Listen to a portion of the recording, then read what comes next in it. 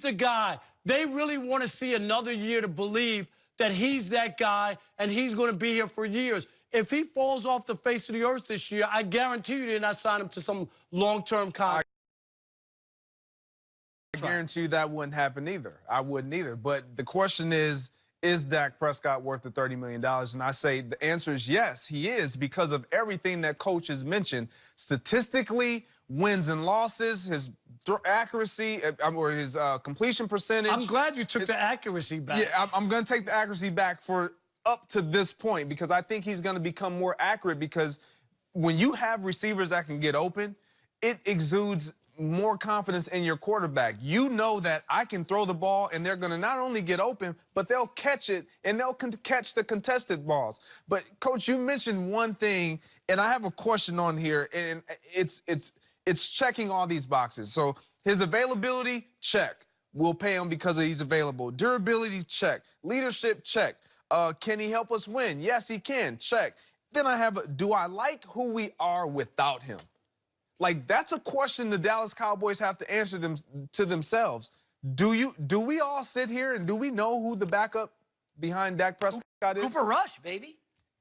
And would you like would you like the Dallas Cowboys chances? Who was the backup when Tony Would you Romo like the Dallas Cowboys chances without Dak Prescott? Well, when Tony Romo was the starter and Dak was the backup, his value for that organization and to that team is high. Regardless of how we view him, regardless of what he's done in comparable to other quarterbacks across this National Football League, his value to that team as consistent durability, leadership, and what they need at the helm is fit and suited for them. Given all that you said, why doesn't he have a deal then if he's that guy? He doesn't if he's that guy, he doesn't have a deal because of the situation and circumstances that they have. They have to pay Ezekiel Elliott. No, you got a franchise quarterback. Every good team in this league needs a franchise quarterback. So if he was really that guy, Greg, they would sign him and put it to rest. You're our guy. We're going to sign you. The franchise is about Dak Prescott. They're not convinced. That's why he doesn't have a deal. Hold on. You made a great point about Tom Brady young with the Patriots, right?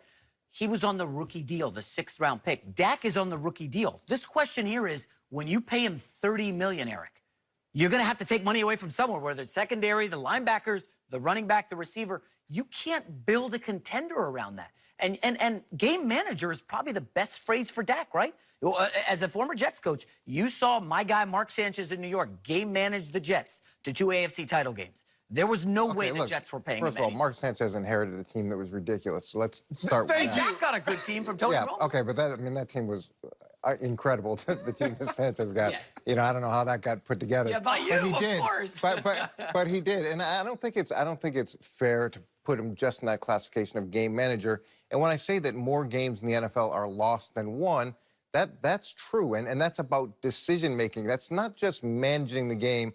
There are questions whether or not he can go out and win the game on his own, and I have a question about that too. But the idea of what is his upside, what is his potential, how far can he go? This is what he's done to this point. We're going to pay him for that to some degree, but we're also going to pay him for what he gives us moving forward. And the intangibles say that should continue to trend upward. 3-4 last year to start the season. Then they get Amari Cooper and they go 7-2. So how much of it was Amari Cooper? Every year New England starts slow, and we say that's the end of their franchise, and you know they end up winning in the end. So you can't peg a slow start purely on him. I don't think that's fair. Cowboys have 2 playoff wins in 25 years, and we're equating him to the Patriots. Yeah, let's remove the. And he's been a part of both of those. What I'm saying is that things happen, and you make comparables just like you do with contracts. Are we not allowed to compare them to the Patriots? No, I'm asking you. If you're a front office guy, and you're the general manager, you're not even convinced that you would tear up Dak's contract and give him a franchise quarterback contract. If you really believe you had that guy, this is my only argument. No, well, look, for me, I would let him play out the deal, and then I would franchise him the next year. Why would you let him play out the deal if he was that guy? Well, you didn't ask me whether I would do that. Would you? I said where he is for this team, what the market is right now, based off of what Carson Wentz signed for, which I think is a very fair comparison, that's what the market bears. That's what he should get paid. And look, I'm not there with him every day. I don't see the other things that he brings to the table. And even though we see one aspect of it, the people that I've talked to that are there say that he's incredible in terms of the chemistry he creates, the way that he does make guys get better. So there's value in that too. But It's is tough to not put a talent price better? on chemistry, though. It's tough. I mean, $30 million for chemistry. Well, there is Like, a it's price just put so- on chemistry. I mean, Antonio Brown, they put a price on chemistry in Pittsburgh. How's You that know? working out? Well, I mean, how's it working out for Oakland? You know, so there is a price that is paid for chemistry, and you see it every year where guys, it gets to the point where, you know, they're okay until they're too disruptive and not productive enough, and then they're not okay, and they get chipped out. So you're putting a premium on let's get Dak's deal done before Ezekiel Elliott. See, you keep flipping. Oh, I want to advance the discussion. Well, look, here's my feeling about Zeke's situation is it's totally different, okay? And I can imagine if I'm the owner of that team, and the first time that I hear that he's going to hold out is what, at the ESPY Awards, after I've been so supportive of him. And this isn't a guy that hasn't missed time because of personal behavior. He has. And then he had a personal behavior issue again this year, okay? And he didn't miss time for it.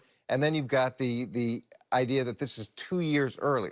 So he wants his money early. He's had personal conduct issues. It's a little bit of an ambush from the owner's perspective. I totally understand where Jerry Jones is coming from and the idea of let's see where this goes. Let's go to the mattresses and see where this all plays out. Is it fair, though, that Jerry wants to use the off-the-field stuff when he's been nothing but he's harbored plenty of players who have had really bad situations? He signed Greg Hardy. I could go on and on and on. Are you putting together a boys' choir? This is the same commission. This is the same owner who tried to have a coup against Roger Goodell over Ezekiel Elliott. Now you can't come back and go, well, you're off the field stuff. If it didn't matter to you before because you were winning and he gave you a chance to win. And he did defend now when he Ezekiel wants to Elliott. get paid, you're going to act as if this stuff matters now. You can't have it both ways. Whether it's injury, whether it's off the field issues, whatever it is, at the end of the day, it equates to playtime. So from an owner's perspective, let's say we take out the off the field and we just look at playtime. He missed playtime because of his actions that were controllable by him. Jerry's not saying that I don't support him. He's been very supportive. Jerry's been supportive of a lot of guys and giving them second chances. What he's saying, though, is in this negotiations, which is business, if there's the potential that you're going to miss significant playtime, I need to pay you less for that. You don't get paid at a premium when you miss all this time, have the potential to miss more time, and you want your money early. That's just not how it works. Did you build that into the contract era? Because you can't build in Dak do better, not be, according to Football Outsiders, the 26th rated quarterback in the NFL last year. Can't they just build into Zeke's contract, hey, you get busted again, it's going to cost you money? Of course, you can build in a lot of So then things it in the should be contract. done. No, but it's like with anything, and I hear this all the time, they should trade this guy, they should do this, they should do that. You need two people to do that. Thank you. Yeah, so if, look, I may want to give Greg a deal, and he doesn't want that deal. I can't force him to sign what I want. Can you build it in? Yeah, but there needs to be reasonableness and give and take on both sides. Yeah, you guys are being very unrealistic here. What guys? What guys? Well, Rob. specifically, Rob should have the byline unrealistic. Unrealistic Rob Parker. Oh, there it is. It's a new tag. Well, Rob, originally, he wants to negate what the market value for the quarterbacks is and then say, well, he's not worth that. I said I wouldn't pay him if I owned the team. That's what I'm talking about. Eric has even said he's on the fence Right. whether or not Dak is worth. Well, franchise tag probably makes the most sense. Here's why you do pay Dak Prescott. Before I even say that, you're mentioning if the Dallas Cowboys were all in on him, then why hadn't they paid him? Because he hasn't proven that it's all about him and that he makes everybody better on game day and that he can bear the load on game day. That doesn't mean I'm not all in on you. That means I need to see more. This was year 3. Now it's year 4. We've gotten pieces around you from start, meaning from March, all the way through the end of the season, barring health. And so now we're going to really see, are you really what we believe that you can be and that you're telling us that you are? Now they'll have that opportunity to see that. And I believe that he's going to prove not only to them, but to yourself, Rob Parker, that he is going to get better and he can be that guy. With or without Ezekiel Elliott, that's to be seen or unseen. But I believe that Dak Prescott is worth every penny because of where he is for the market and also what he's done for that organization and the value that he provides them. And in a few years, $32 million isn't going to look very significant. No. And when you look at a guy like Kirk Cousins and what they had to pay him, Bad deal. How about a bad deal? Yeah, I know, but I am sure when it came out, you're like, oh my God, how could they not sign Kirk Cousins? No, I did not. You had to be like, yeah, you had to be one of those guys. Okay, so there's that element. You know, Joe Flacco. There's another guy who played out his deal. At least the guy won a Super Bowl. I could get that. It all becomes a lot more expensive if you wait. So there's that component of a negotiation is what does it cost us now?